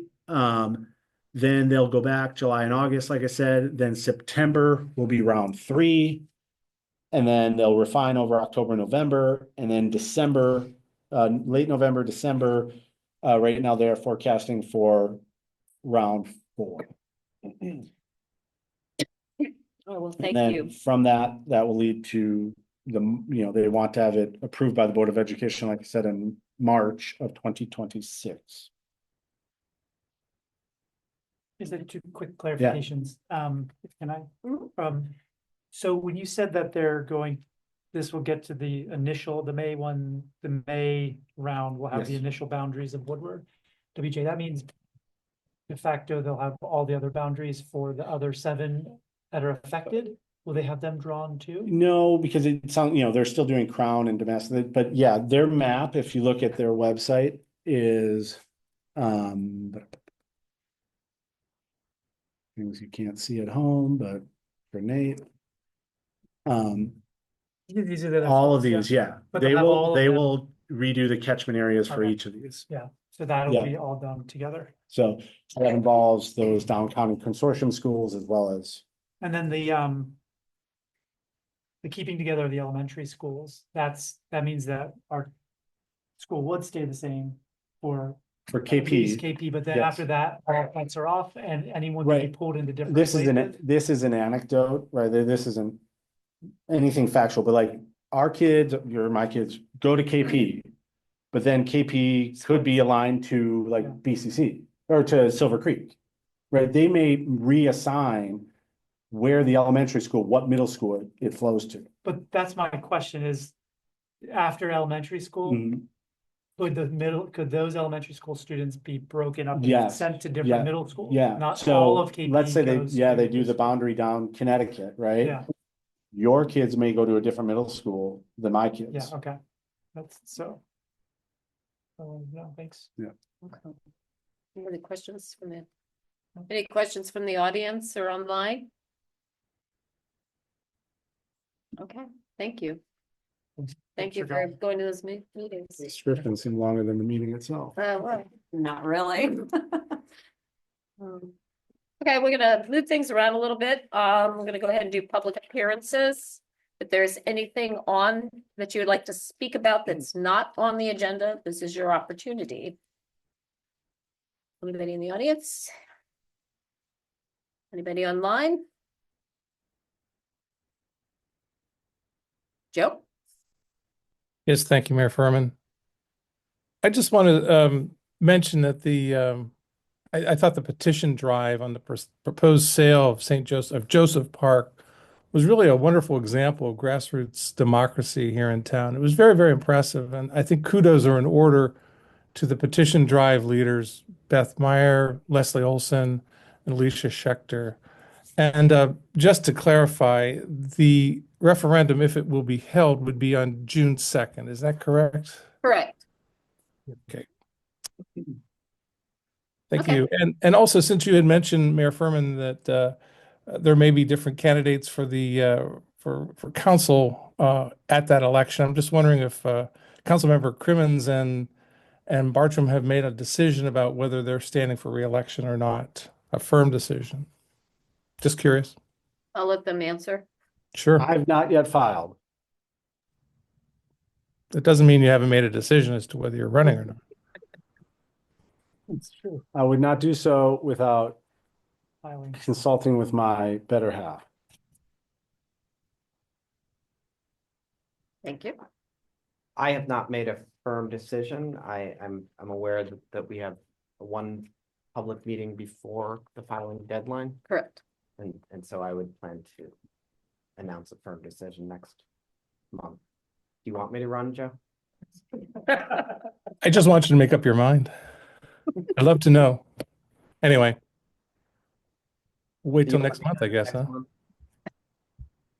Guess we'll have to. All right. Thank you. Thank you. Anybody else? Okay, don't see any hands, so we'll go ahead. Oh, I didn't say what I needed to say. Yeah, you're in a- Well, I feel like Connor just took all the air out of the room. Wow. Remember, we didn't know decisions about county school boundaries. I know, yeah, we don't. The only thing I wanted to mention was Day of the Book. That is this week, this month, which is the 27th. It's gonna be a beautiful day. I've already made sure that I'll take responsibility for that. That's probably a mistake, but Day of the Book has usually been pretty good and it's got a good record, but I hope everybody comes out and enjoys it. And Ellie puts a lot of work into it. Got a lot of great volunteers and she's got a good lineup. So very much looking forward to it. And then, of course, the day before is Trash to Treasure. So make sure if you've signed up, you'll get your trash or treasure out on the street and have opportunities to get rid of a few things or add a few things. So, okay, that's all I'm going to say at this point. So we will move on. Let's see, we've got anything from the town manager before we go into the hearing for the budget? The only thing I'll mention is that we've been in discussions with Montgomery County and Montgomery Parks about clearing the debris within the culvert. Right. We've received a lot of feedback from the community about. This is at Frederick Avenue and Correct. Kensington Parkway. This is the culvert and the bridge at Frederick Avenue and Kensington Parkway. There's a good amount of debris and now trash and stuck in the culvert. We have never been responsible for clearing that culvert or the creek. Montgomery Parks has decided that we are, which doesn't make any sense because we don't even have an authority to enter into the creek bed because it's their jurisdiction and the body of water belongs to the state. So we brought in Council President Stewart's staff to help clarify this. And we received a very ambiguous response from Parks stating that if it was their responsibility, their staff could not maintain it and the next heavy rain would clear it. And that was it. So we're still trying to get them to understand that it's their responsibility. We have receipts, as long as I've been here, that they've cleared it. Their parks management team has cleared it. And Council President Stewart's staff is continuing to work with us to clarify the issue, but it's unfortunate. Okay. Do you want me to send an email to Mitty to ask him? I think it's necessary. Yeah. Okay. We'll get together on some of the background to make sure I've got it right before I send it to her. She's the head of parks, and I got to know her very well as we were working on the circle. Yeah. So, okay. All right, let's do that next week for sure. Yeah, it's, I don't know if anybody else has been down there, but it is unbelievable. Yeah. The amount of stuff that's in there. And I don't know whether it's because they don't have any money. I just don't understand what the problem is here. And for them to say, well, we can't do it. Yeah, their initial response to us was, and Alex might be able to clarify this, was they didn't believe there was an issue, even with the pictures we sent them. And they felt that it would be resolved with a heavy rain, and that's kind of what they came back and told Council President Stewart's office as well. Yeah, but apparently we do. So. Unbelievable. Would they assume the risk then that if it backs up and floods and damages is something that? Well, I mean, that was what I relayed to Council President Stewart's offices. Okay, they failed to do their job before the trees got into the culvert. So if they can't get it out of the culvert, why? I mean, they're not even doing their job from the beginning. Yeah. And they're pushing it onto the town, and we don't have the resources. And I mean, we have the resources, but it's not our responsibility to go down there and clear out the culvert. So. Well, if something were to happen, then that's our fault. And, Yeah. I mean, And it's just ridiculous. And they're well aware. We've had two water rescues in the time I've been here at that intersection due to flooding and the culvert getting clogged. And I will say on the good news on that, in talking to the county, we are working with them to put in a flood gauge monitor at that intersection. So they'll be able to monitor it if we do have a flooding issue at that location. So. Okay. All right, thank you. All right, I think the only thing we have left is the hearing for the budget. Matt? Thank you, Mayor. Council, before you this evening is a public hearing for ordinance number O-03-2025. This is an ordinance of the Mayor and Town Council of Kensington to amend, I'm sorry, wrong one. An ordinance of the Mayor and Town Council to appropriate and adopt the fiscal year 2025-2026 as FY26 budget and to levy a tax on certain real property and personal property under the Maryland Tax Article of Annotated Code as amended. We held a budget forum earlier this evening where we kind of went in depth over the budget, so I'm going to give a very brief description. If there's any questions, we'll proceed from there. There is a budget letter here that's been out to the public and the council, which provides information and detail on our FY26 proposed budget. There's not a lot of changes this year, at least on our end. Really, the only things of note that I would say is Lisa Carney, who is a contractual employee through the town for the archives. We have moved her up to general government, so she will become an employee of the town on July 1st. It's a part-time position. We moved that out of professional services. It just made sense for us. She is basically archiving our records. This was kind of the plan when Mayor Furman started this a few years ago. And Lisa's been a great contributor to the town thus far, so we're happy to bring her on to the staff. I think it's been a real successful endeavor when we agreed to take over the archives from KHS and put it under professional care. Yeah. It's been very beneficial to the town and extremely helpful. Yeah, so within general government, you'll notice the funds increased this year, partially it's because we moved Lisa up to staff. With regards to general government, there's not a lot of changes. We're requesting a 2.7 COLA for all town employees. This is in coordination with the CPI, the 12-month CPI, which is our standard policy. I've also requested a couple of small merit increases for a couple of employees of 1.3 and 2.3%. They're listed in the document. The other thing that I kind of want to highlight is we've asked for some funding for a consultant. In addition, we put some money in last year for a consultant for the DRB. We're keeping that in this year. The reason why is Montgomery Planning is going to do a refresh of our 2012 sector plan. We've been talking with them for over a year. They are interested. They typically don't do something this quickly. As some of you know, prior to 2012, we were 1978, Yeah. right? 78. Yeah, so for the wedges plan. Yeah, so planning is very interested in Kensington. One of the reasons is the proposed Summit Avenue Extended project, which would completely change the northwest quadrant of the town. Planning is very supportive of that project, the potential housing that could go into that project. So they want to address that within a planning. They're probably going to look at some FARs, changing them around, some density. They're aware of some issues that the council is eternally with some garden style apartments in the community and maybe potentially rezoning them. But this is a project that planning will work with town staff, the development and review board, and we plan on hiring a consultant to get us through this. It's probably going to be a 2-year process, but we'll have a new sector plan and a blueprint on how development will be in the town. So that's really the main thing that would change the scope of the town. We're not quite there yet. We're just getting to that, and the funding is in this current. Yeah, because I think even in 2012, office buildings were still a thing. Yeah. And they're just not anymore, so. Well, and I would say, the 2012 plan was certainly an upgrade from the 78 plan. We had 2 major projects completed under it, and then a set of townhouses, which was a conversion from a single family residential unit. But through the ULI TAP study and all the work and effort we put into Summit Avenue Extended, right, that and the change of market for office and the extreme need for housing, that these areas are ripe for a review. And Summit Avenue really is what unlocks that whole area, as Matt said.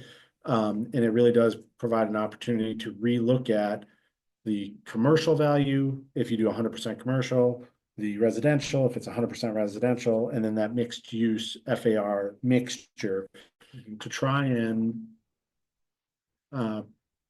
promote as much housing as can fit. So. Yeah.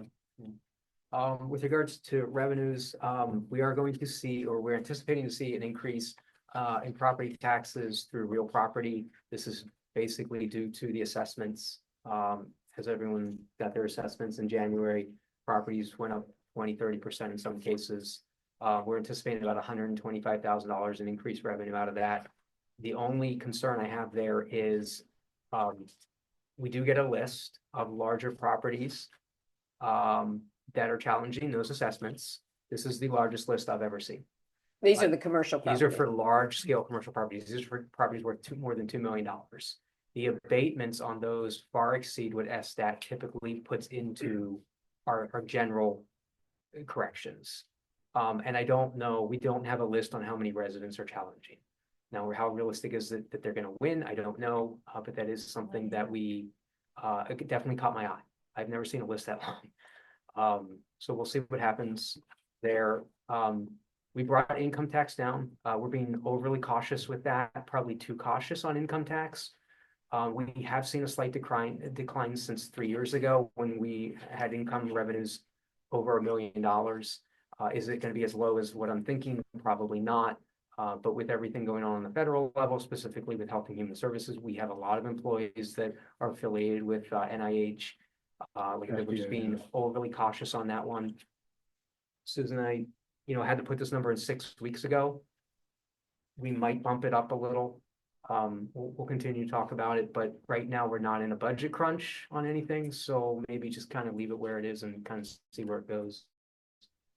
On that property, the storage that they're appealing, but they have paid. They have paid, correct? But did we get our portion of that money? Yeah. So if they win the appeal, we return it? Yeah, I mean, if they were to win an appeal, it wouldn't go back down to what it was. Right, I But understand there that. is a possibility that we would have to return funds. Yes. Okay. Yeah. So But do they have, if they lose that appeal, is there another step for them, or is that it? I believe they can go to the Supreme Court. Okay, I mean, of Maryland. I mean, they can appeal as far as they go. Okay, I don't Yeah, I know. mean, so they're in the Maryland tax court right now. They're appealing before the Maryland tax court, and I think they can appeal if they lose to the Supreme Court in Maryland. Okay, Yeah, I don't know what the, yeah. Okay. You know, like I said, I don't anticipate it going back to what I think it was 23. no, I mean, like every but- other property, it Yeah. should have been I mean, increased. we've seen, the assessments have been interesting. I mean, we saw the Bakers Union double. We saw a lot of residents went up 20-30%. We got a lot of phone calls in January and emails on this. That's why in the budget form, we put that slide in there that said, you know, we do not make the assessments through SStat sets it on the residential side. There's a local office in Montgomery County that assesses the commercial side. All we do is set the property tax rate. Speaking of property tax rate, we are recommending that the property taxes all stay the same for the seventh consecutive year. Real property will remain at 13.12 cents. The personal property tax rate on the businesses will remain at 80 cents per $100 assessed value. There is an exemption on the first $20,000 of inventories, and the utility tax will stay at $5 per $100 of assessed value, which is been the case for the last 7 years now. Okay. Again, not a lot changed this year. We pretty much kept, you know, the revenues and expenditures on the main pretty even than last year. I mean, we don't have huge changes in our budget. We're small. We use incremental budgeting, kind of figure out what we spent last year. The changes are really with the CIP. Our ARPA funds have been released, so we're able to allocate those funds into the CIP. We did run an unappropriated surplus last year, which included a little bit of funds that we did not put in last year. We ended up not allocating any funds to the CIP after a recommendation from the auditor. We ran into a negative fund balance question last year on the ARPA funds. They recommended that we basically not allocate funds last year. So a little bit of that is, so you'll see our CIP allocations are quite high this year. We anticipate our allocations to be quite high again next year with the remaining ARPA funds being released. And then in 3 years or 2 years, 2 to 3 years, we will probably be in that $400,000, $500,000, $600,000 unappropriated surplus range, kind of where we've been historically previously. Well, the ARPA funds is really what has allowed us to do a lot of this work. Yeah, and the projects with delays with the engineering and everything has allowed us to gain an incredible amount of interest on that money. Right. Our interest was over $200,000 more than we anticipated. You know, we are about to start the Hadley Place storm drain project in May. The St. Paul project and the Armory project will follow that pretty quickly, so we're not going to have those funds to gain interest on going into the year. You know, and then we're spending money. I mean, we bought the Serve Pro property. I will just, I know this is a little slightly off topic. I have not been able to confirm with Shannon yet with Senator Zucker's office on the reappropriation bill. But our expectation is that we're going to have the $800,000 reappropriated from the bond bills from the state. Yeah, it was on the list. The prior authorization. Yeah, the prior authorization, So, but didn't have the final results. As long as we have confirmation for that prior to the next council meeting, we will make an amendment. Well, I'm sorry, we'll have to make an amendment. Yeah, we'll make an amendment to this to add the $800,000 and allocate it to the CIP Okay. for that. And that would go towards the acquisition of the M&T drive-through property. So, but again, not a lot changes here. It's really kind of just figuring out our infrastructure projects and really what happens at the federal level and how much it affects our income. Well, if you were at I think I sent a memo out to the council about the meeting I attended with the county council, and it was very doom and gloomy as far as on their end. I mean, we don't rely on federal grants the way the county and the state do for big projects. It does make a big difference. That reminds me, we did confirm the rail crossing elimination grant is moving forward. They plan to start next month. With like an initial conversation. This was a matching grant that we're working with MTA on at the state level to do an analysis on a potential overhead crossing at the Kensington train station. They're moving forward with that. And Alex and I got confirmation from the state of Maryland that the SS4A funds are still available, and they encouraged us to go ahead and apply this round for the bridge. separated pedestrian biking crossing, bridges over the CSX Road on Connecticut. Okay, that makes So, such a big difference. I will say the grants that are impacting the town directly are still available. And we have not seen any issues with what would affect us directly. So Okay, but we're not fronting the grant money, we would have to front something with that number. but not the entire amount No, though. It's usually They- 20%. Yeah, because it's there right away. Right, You mean as a match. Right. 20%, Yeah. But the way that federal grants usually work, it's a reimbursement basis. no, I So in that understand, sense- they're all that way, The but state last would have to- federal grant we got took 20 years to get reimbursed for, so I'm not. So obviously, State Highway Administration would have to be involved if the pedestrian crossing over CSX were to ever move forward. We just don't have that kind of money by ourselves, plus it's there right away. Yeah. So Yeah. But I'm not kidding, it was Susan. took 20 Rankin. years. Yeah, it Susan was got over it after 20 years 20 to It get happened that a money. couple years ago. Which didn't means it? I remember- We actually got it under the Trump Yeah. administration, believe it or not. Yeah, so, yeah, I mean, like I said, there's not a lot of changes. It's pretty similar to last year. If you attended the budget forum, we kind of went into much greater detail. The document that was shown at the budget forum will be added to the town website as it always is under the budget category. And if anyone has any questions or if they don't have, think of something after tonight, please feel free to just email. okay, us. well, the hearing will be kept open. Does the council have any questions before we open it up to the few people that are hanging in there? I don't have a question, but I do want to acknowledge the level of work that you and Susan and Alex did putting all of this together, as well as the budget forum. It was a great thing that we started, but like this year's was, I think, because we had one under our belt, even better than last year's. But especially to help it, we had 3 issues tonight where it's things that we are the closest form of government, but it's not directly our responsibility, right? We had Airbnbs. And then with the budget one, I thought that was very helpful to help people know those things that we do control and those that we don't. And then how, all the big picture of where all of these monies are going and why this is a 1-year budget, but with like a 25-year vision. So that was just a great amount of work. And I want to acknowledge that you guys did a great job. Yeah, thank you. Yeah, thank you. Thanks, guys. Absolutely. I mean, as I tell Mayor Furman all the time, we are literally rebuilding this town. We are literally rebuilding this town. And it's just takes a lot of time and money. One thought just on sharing, the materials from tonight's budget forum will be up on the website, that if there's a way to, I know something just came out in Distribute the it. next town journal. Can we but having a distribute it with the hyperlink. minutes? So it's Yeah. linked, so Notes. when the summary goes out, when Alex This'll- sends it'll the include summary this. out, they will include this, and we Yeah. can include Yeah. the Yeah. presentation from earlier this evening. I was also thinking of just, some people don't read those. Yeah. Are you Some people- calling our residents Maybe- low maybe- informational? Maybe I'm optimistic about how many people read the town journal, but like it. I had hoped more, but it does seem like, I mean, it's like anything else you get in the mail. Sometimes you But put it I- aside and you plan to read it later. Hyperlink for the digital version, but also just directing people Okay. to the web. Well, there to the usually budget is a link. materials. Yeah, there's a link. There's always a link. Yeah, too. we'll attach them. We any ordinance or resolution we pass, there's a link. Anything like this, we would add a link. And again, it's on our budget page on the website, all the information. I mean, the one way we could maybe increase turnout is to have some sort of like contest and prize. I think we're running into, or We had food. We Well, had- no, I think I was chatting with some folks who attended tonight. Now that so many people are driving back into the office, it's just, It's harder. it's I a mean, much harder window, any window. well, and that is a problem with starting at 6 o'clock too. It's you're just getting home, you haven't dealt with your children, or you haven't 4 had o'clock, a we did chance to before, eat. had more people, but that was, But that's, Different Yeah, time. that's, different time. yeah. yeah.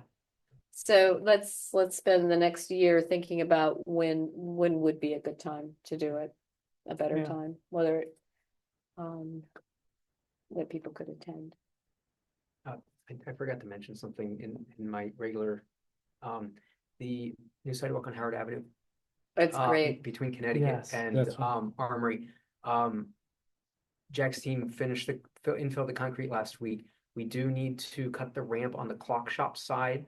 The mill and pave is scheduled for May.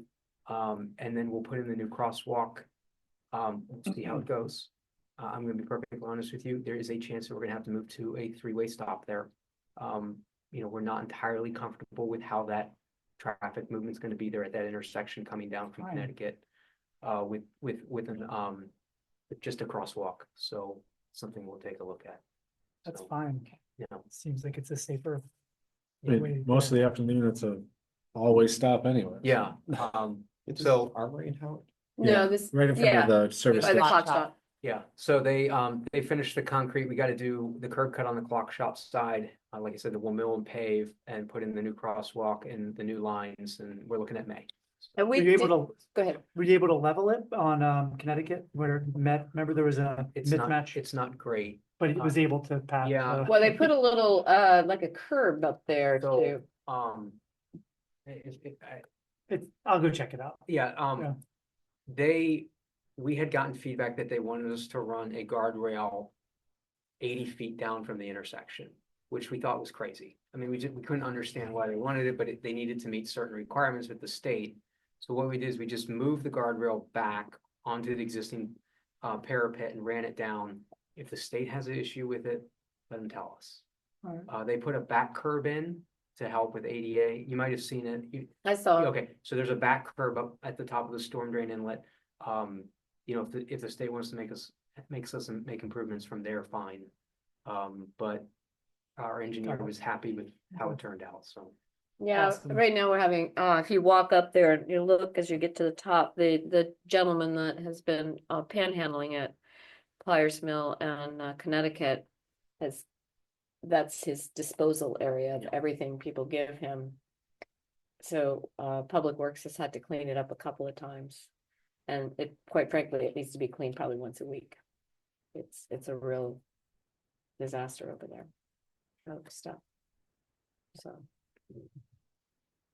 Okay, well, this is a hearing, so now anybody in the audience, if you have a budget question or online, Al? Good evening, Al Carr. I live on Washington Street, and I just had 3 points that I wanted to make about the budget. So, we had the excellent budget forum earlier this evening, and there was a discussion about debt. There is a state program called the Local Government Infrastructure Finance Program and Matt was kind enough to get some figures for that program. Like a 20-year loan is 4.55%, 10-year loan is 3.7%. And any of you have shopped for a car loan or a mortgage lately, those rates are pretty attractive. And I was looking at the town charter on page 7. There's section 411 referendum C, as in Charlie, that talks about debt. And it's a little confusing how it's worded, but it looks like if the town were to borrow money, go into debt, it might have to bring that to the voters for a question. So sort of my question related to that is if the town wanted to go in that direction and consider incurring debt, to fund some of these capital projects, what would be required? Would the town have to do like a resolution, and then that would go on to the next ballot or the next special election? And you don't have to answer right now, but I just wanted to throw that out there as a thought. And then my second point was, we were talking earlier tonight about the Airbnbs, and obviously that is creating some extra work for the town staff to have to deal with the related issues. And I noticed that both Rockville and Gaithersburg have a 2% tax on lodging, temporary lodging less than 30 days. So that would suggest to me that perhaps municipalities have the authority to tax, Airbnbs / hotels. So maybe that's something for future consideration. The town could have a tax on that, so at least we would get a little bit of revenue to the extent that there are any Airbnbs in the town and we're having to deal with, related problems. And then my final point is on revenues. So there is a company called Dark Fiber and Internet that placed their fiber optic cable network under the town rights of way a few years ago. And they are a private company. They are in the same status as Verizon or Pepco or Washington Gas. They're considered to be a public utility.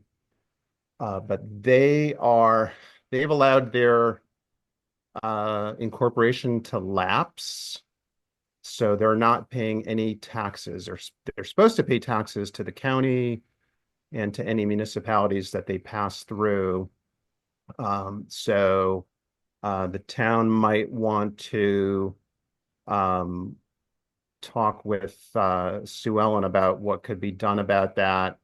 When I spoke to David Lapp, who is the People's Counsel for the state of Maryland, he said the way to maybe go about that would be to file a complaint with the Public Service Commission, because they do have status with the Public Service Commission, and that might trigger them to, bring their house into order, because they probably owe the town tens of thousands of dollars from the past, and they probably, going into the future, they probably should be paying, thousands of dollars every year in utility property taxes to the town. And we are fortunate that we have our town attorney, Ms. Ferguson, who is probably one of the foremost experts in the state on these municipal telecom and franchising and utility issues. So if you were to task her with that, I'm sure that she would be able to handle that. Thank you. Thank you, Al. Is that company even available? They're defunct according to the state. Mhm. The county, thank you, Al. Thank you. I appreciate that. We are aware. Yeah, They are listed, they use the term defunct, correct? So we've reached out to the state about this. So the state, as Al mentioned, the But like state. forfeit is the term. Yeah, nobody's receiving money from them. right. I will say, and I don't know, and Sue Ellen doesn't need to respond to this, but maybe I'll ask her tomorrow offline. The fiber optics that were placed by them is the county fiber. Right. It's the actual county fiber that connects the county buildings and the town hall. So I don't know if that plays into this at all. I know That's their fiber. It belongs to this company. And the county is one of their customers, just like with Verizon. The county is one of Verizon's customers, but this network is owned by this company, Dark Fiber and Infrastructure. It's not owned by the county. So, the fact that the county is one of their customers doesn't change the fact that they should have their incorporation in order. They should be paying taxes. They have a website. They're still, soliciting customers. So they just have allowed this thing to lapse, and SSAT claims they don't really have the tools to be able to deal with it. Well, we are aware. Susan's been communicating with the state and the county about it. We'll continue to look into it, and we'll talk with Sue Ellen offline about what we can do. So, but we are aware of this. And Okay. Yeah. You might ask Sue Ellen as well tomorrow, because I'm not going to put her on the spot, regarding if the town were to go into debt, get that clarified as well. I mean, we're not at that point yet now, Yeah, so we've got probably at least 2 years before we would be even looking to do that. As we mentioned at the budget forum, our issue is not FY26, it's not FY27, Yeah. it's FY28. Yeah. That's when we're gonna kind of have to figure out what we want to do on infrastructure. Well, yeah, we probably should be figuring that out in 26, just so we have that, already mapped out. So, okay. All right. So, did you want to add anything, or are you good? Just to. No, just there is a provision about referendum and debt in the charter, so that would Okay. have to be looked at. As to the other issue about the fiber optic company, I don't know enough about that yet to be able to say anything intelligent. Okay, all right, thank you. All right, was there any other comments in the audience or online regarding the budget? The hearing will be kept open. Joe? Thank you, Mayor Furman. I was very impressed by the thorough and authoritative presentation tonight by the town manager, I'm sorry, at the budget forum. I thought that was very well done. Appreciated the spread that the town put out as well. I've spent some time reviewing budget documents from fiscal year 25 and fiscal year 26, and I just have a few questions. I'm wondering, and maybe the town manager is best to address this. What accounts, and maybe for the record, just explain what accounts for the drop in anticipated revenue from fiscal year 2025 to 2026? There's a couple things. One is the income. We brought the income down. We anticipated dropping it. Now, last year, I think we had $850,000 as expected, and we ended up with we're somewhere in the range of about 967 right now. We brought it down to 800,000 this year. We're anticipating some revenue drops in. Last year there was $100,000 escrow that the town received through a legal decision that is not included this year. We may have to make some changes this year, as I mentioned previously. As long as we get the reappropriation, we might have to add $800,000 for that. But mostly it's just us being overly cautious on our income side of what we're going to do. And does it also reflect the drop in the grants funding from ARPA? It looks like it does. Yeah, but we try to keep that number, outside of the ARPA number. We typically don't include that. Although the last year's number, the one that you're looking at FY25, that did include the $100,000 from the legal decision. For the Silver Creek? For the Silver Creek, yeah. So we typically try to we've kept the ARPA funds out the last few years, so they're not listed as revenue, so it doesn't skew us and make us look like we're bringing in $4 or $5 million a year when we're really in kind of that mid-3 range. I see. Like I said, we're just being overly cautious this year, kind of wait and see approach. It doesn't affect us. We're not having an expenditure problem right now, and we'll see where we're at next year. Okay, very good. I see that the ARPA funds are listed in fiscal year 25, at least in the overall budget description. Correct. And then they are listed as the unappropriated surplus this year. It's down there with the surplus from last year. So you'll see that number. Been kind of a headache with the audit people on how they wanted it listed, wasn't it? That's new. Yeah. We were advised originally to take it as income, and it turned out to be a mistake, which created a negative fund balance for us. So last year's budget was a mess. And we had some assessment problems last year. So we cleaned that up, and that's why we ended up not allocating any funds to the CIP last year. They told us to keep it in the budget. That $238,000 shows up on our unappropriated surplus this year, which will be allocated to the CIP. So the money's all still there. It's just actually being shown Right. on the budget this year. So Good, thank you. Anything else, Joe? Yes, a few more questions, please. And this one's a little more granular. I think it's under the other category in the revenue fund category. I'm just wondering if you could explain what accounts for the huge drop in the miscellaneous category there. It was $100,000 in fiscal year 25, and now it's down to $2,500 in fiscal year 26. that is the $100,000 legal that we received last year on July 1. From the Silver Creek. Yeah. Okay. And I was wondering if the town manager was that where the $40,000 was found to give to as a donation to Noyes Library? Is that No, where? that was in community art. Yeah, so we took that out of under economic and community development. There was $40,000 allocated towards the mural program. So the council moved that from the mural program over to the donation to the Noyes Children's Library. Right. For FY26, the mural program is back fully funded at $40,000 if the town decides to move forward with that, at least at this time. And we also have a separate line item for Noise Children's Library for $25,000. That is one of the reasons why that line item increased quite a bit. In addition to that, we also added $10,000 for the Maryland Garden pilgrimage. So I can't remember Pilgrimage. the garden tour, and we added $10,000 for the 250th anniversary event.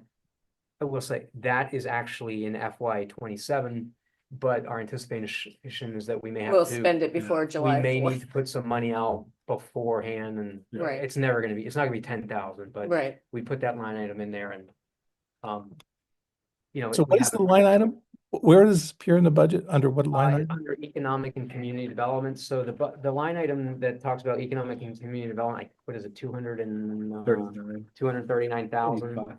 You'll notice that it's substantially higher than last year. And it's those 2 additional events and And the addition of the noise library, Right, where the there's an noise actual library. line item for the 25,000. which we did not put in this year's current budget. In the FY25. Right. I'm confused now. That noise line item is or is not in the budget in 2020 for fiscal year 26? For 25, it was not. We used the funds that were in the mural program. Right, got it. Okay, and then in FY26, Mhm. the mural program is fully funded, and we added a line item for 25,000 for donation to the Noise Children's Library Foundation. So the line item for the Noise Children's Library Foundation, which is 25,000, the $10,000 for the Maryland Garden pilgrimage event, and the 250th anniversary, which was $10,000 at all, is the reason for the change in funding for that category from FY25 to FY26. Okay, thanks. I'd be happy to talk to you on the phone tomorrow if you have more questions. I do just a couple more, and I realize it's late, but this hearing was placed at the very end of the meeting. Under the infrastructure expenses, I see that $15,000 is earmarked for street name signs. There was 20,000 earmarked in fiscal year 2024. Haven't all the street name signs been installed? Nearly all of them? There's 45 locations total. We have completed 24 of them. We put in an RFP last week to Shannonbaum, who's our sign maker, for an additional 12. We should have all 45 intersections completed by December. Okay. That is our goal. We should be at about 36 intersections sometime midsummer, and then we'll finish that last batch by December, and we'll be completed. So. Good to know. Thank you. We pay, the budget allocates, what, $12,000 a year for street sweeping? And we get, Yes. street sweeping is done twice a year? Is that correct? We typically only do it once. It seems like a high number for a one-time street sweeping. It's almost $7,000 to sweep the streets in the town. And the budget line item is 12,000? Yeah, it's like up to 65. The last quote I got, it's like 6,500.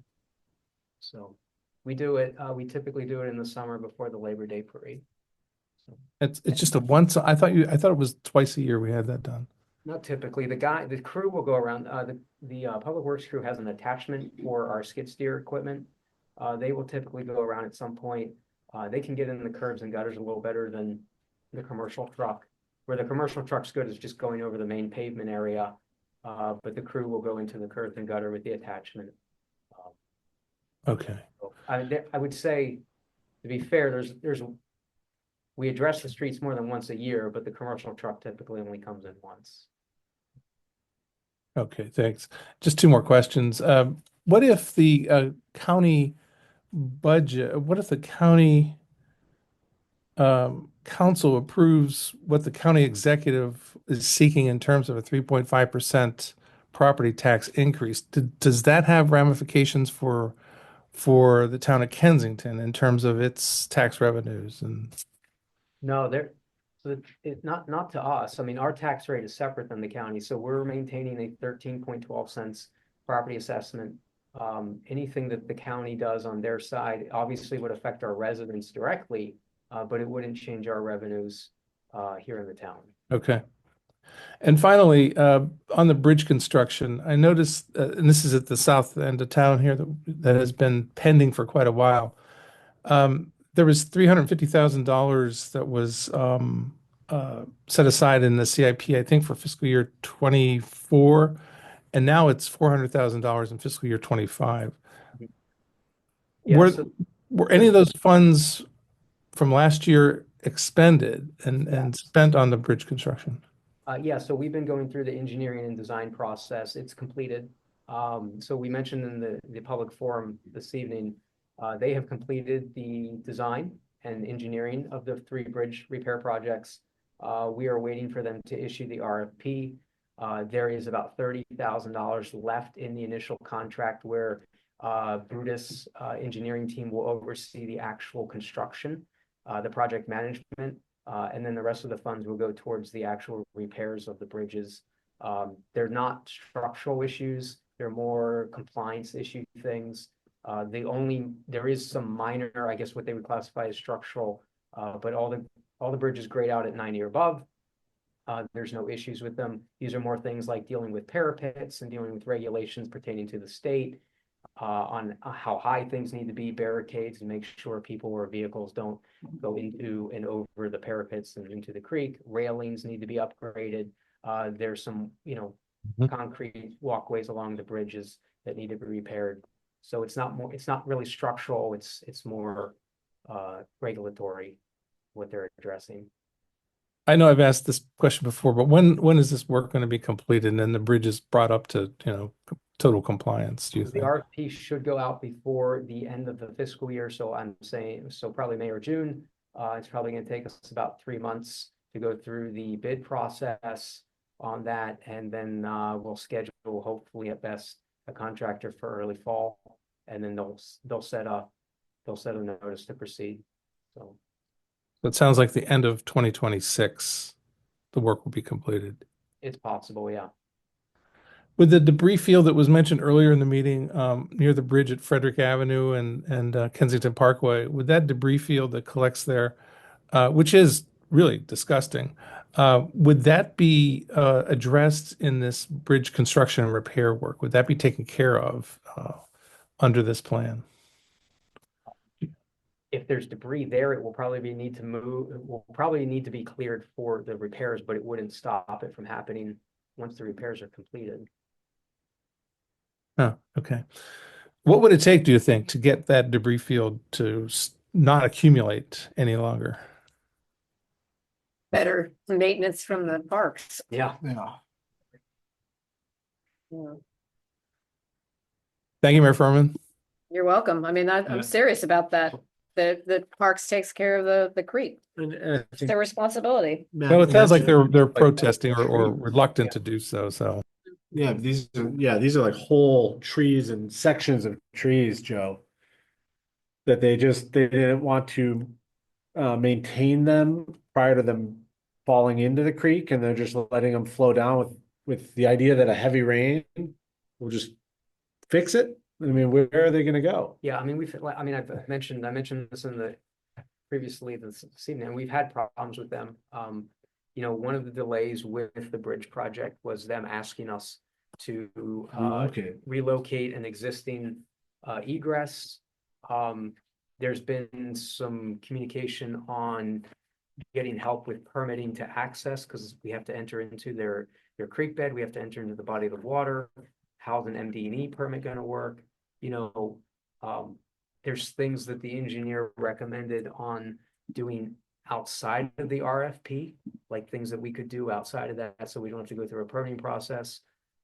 We have something submitted over to Parks, and Mayor Furman understands my frustration. Yeah. So, Okay. All right. Are we done? I don't see any other hands. Don't see anybody in the audience. Okay, so we need a motion to keep the hearing open until May 2nd. Yeah, I move that we hold the public hearing open on ordinance O-02-2025 until 4 p.m. Friday, May 2nd. Okay, is there a second? I second. Okay, all those in favor? Aye.